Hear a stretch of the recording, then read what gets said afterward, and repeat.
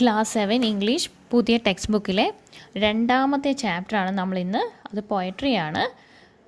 And in wonder and amazement I sing. അതൊരു ചെറിയ പോയമാണ്, എഴുതിയത് രവീന്ദ്രനാഥ് ടാഗോർ. അപ്പോൾ നമുക്ക് ചാപ്റ്ററിലേക്ക് കടക്കാം. The sky is full of sun and the stars. The universe is full of life. Among all these I have found a place. And in wonder and amazement I sing. അപ്പോൾ എന്താണ്? The sky is full of the sun and the stars എന്ന് വെച്ചാൽ ആകാശം മുഴുവൻ എന്താണ്? പകൽ സമയം സൂര്യനും കാണും, രാത്രി സമയങ്ങൾ എന്തുണ്ട്? നക്ഷത്രങ്ങളും കാണും. ആകാശം മുഴുവൻ സൂര്യനും നക്ഷത്രങ്ങളും കൊണ്ട് നിറഞ്ഞിരിക്കുന്നു. The universe is full of life. Universe എന്ന് പറഞ്ഞാൽ പ്രപഞ്ചം മുഴുവൻ എന്താണ്? ജീവനാണുള്ളത് അല്ലേ? പല തരത്തിലുള്ള ജീവികളുണ്ടല്ലോ നമ്മുടെ ഈ ലോകത്ത്. Among all these I have found a place. അപ്പോൾ എന്താ ഇതിൻ്റെ ഒക്കെ ഇടയിൽ ഇത്രയും ജീവികളും വലിയ പ്രപഞ്ചവും ഒക്കെയാണ്. അപ്പോൾ അതിനകത്ത് ഒരു സ്ഥലത്ത് എന്താ? ഞാനൊരു സ്ഥലം കണ്ടെത്തി. നമുക്കായിട്ടൊരു സ്ഥലമുണ്ടല്ലോ, അതാണ് പറയുന്നത്. ഒരു സ്ഥലം ഞാൻ കണ്ടെത്തി. Among all these I have found a place. And in wonder and amazement I Singh. എന്നിട്ട് ആ സ്ഥലം കണ്ടെത്തി. അപ്പം പ്രപഞ്ചം ഇത്രയും വലുതാണ്, ആകാശത്ത് എന്തുണ്ട്? സണ്ണും സ്റ്റാർസും എല്ലാം ഉണ്ട്.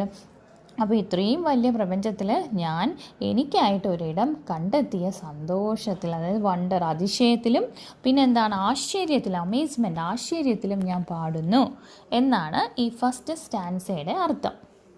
ഇനി അടുത്തതിലോട്ട് പോവാം. The world is swayed by eternity's rushing tide. Rising and falling I have felt it stuck in my blood. Racing through my veins and in wonder and amazement I sing. അപ്പോൾ എന്താ? അർത്ഥത്തിലോട്ട് പോവാം. swayed. വേൾഡ് ഈസ് swayed എന്ന് വെച്ചാൽ എന്താണ്? അനങ്ങുക, ചലിക്കുക എന്നൊക്കെയാണ്. അപ്പം the world is swayed എന്നാൽ ഈ ലോകം ചലിക്കുകയാണ്. By eternity's rushing tide. Eternity എന്ന് വെച്ചാൽ അനന്തമായ, റഷിങ് പെട്ടെന്ന് എന്നുള്ളൊരർത്ഥം. ടൈഡ് തിരമാല. അപ്പോൾ എന്താണ്? പെട്ടെന്ന് പോകുന്ന തിരമാല പോലെ. തിരമാല കൊണ്ട് അവിടെ ഉദ്ദേശിക്കുന്ന സമയത്തിനെയാണ് കേട്ടോ. പെട്ടെന്ന് പോകുന്ന സമയം പോലെ എന്നൊരർത്ഥവും അവിടെയുണ്ട്. റൈസിങ് ആൻഡ് ഫോളിങ് എന്ന് വെച്ചാൽ കയറുകയും ഇറങ്ങുകയും, ഉയരുകയും താഴുകയും എന്നുള്ള അർത്ഥമുണ്ട്. I have felt it stuck in my blood. അപ്പോൾ എന്തായി?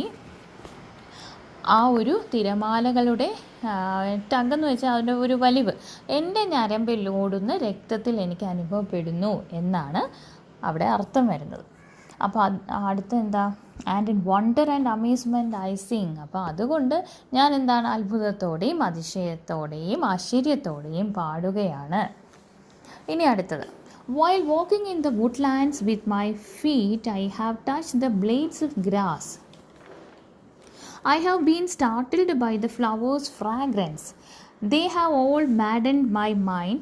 The gifts of gladness and joy and strewn all around, and in wonder and amazement I sing.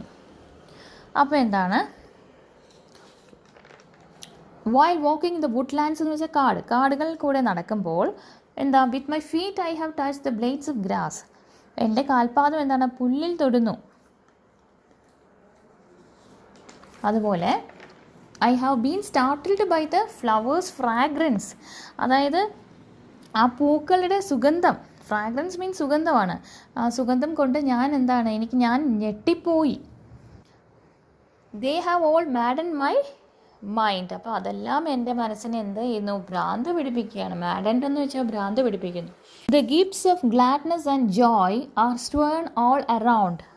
അപ്പോൾ ഈ സന്തോഷത്തിൻ്റെ സമ്മാനങ്ങൾ, ഗ്ലാഡ്നെസ് ജോയ് എന്നൊക്കെ പറഞ്ഞാൽ സന്തോഷം എന്നാണ് അർത്ഥം. ആർ സ്ട്വേൺ ഓൾ അറൗണ്ട്, അത് ചുറ്റിനും. ആ സമ്മാനങ്ങൾ എന്താണ്? സന്തോഷത്തിൻ്റെ സമ്മാനങ്ങൾ ചുറ്റിനും ചിതറി കിടക്കുന്നു. And in wonder and amazement I Singh. അതുകൊണ്ട് ഞാൻ അത്ഭുതത്തോടെയും ആശ്ചര്യത്തോടെയും പാടുകയാണ് എന്നാണ് അർത്ഥം. ഇനി അവസാനത്തെ സ്റ്റാൻസ നോക്കാം. I have pricked my ears, I have opened my eyes, I have bared my heart to the world. In the midst of the known and I have sought the unknown, and in wonder and amazement I Singh.